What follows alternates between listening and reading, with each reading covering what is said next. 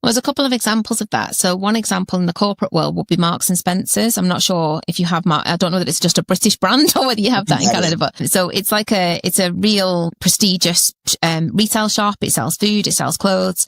And it's a very big company. So in Marks and Spencer's, all of the executives have to do at least one day every year on the shop floor.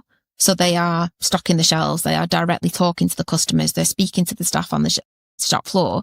So they get that understanding of the reality of the day-to-day work and the day-to-day environment and the day-to-day people. So that's something good to do, to step into the shoes of other people. Something I do with my clients is I've set up a culture club. So this is the people within the business across different teams at the operational level of the business. They come together and meet as a culture club. They review the policies before they're launched into the business and give their feedback. And the feedback is always really surprising. So for example, we were launching a loyalty scheme into this company.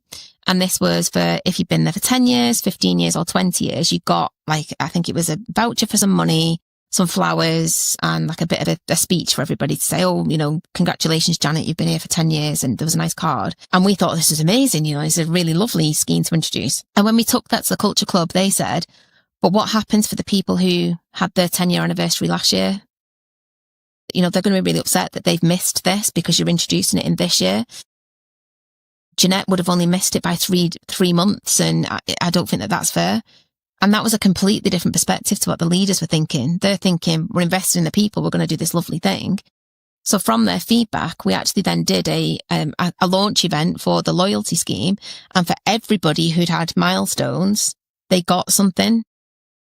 So we had this big buffet, we had a big speech, we did this whole thing about loyalty in the business. And then everyone was really excited then to congratulate everybody else because they all felt they'd individually been recognised.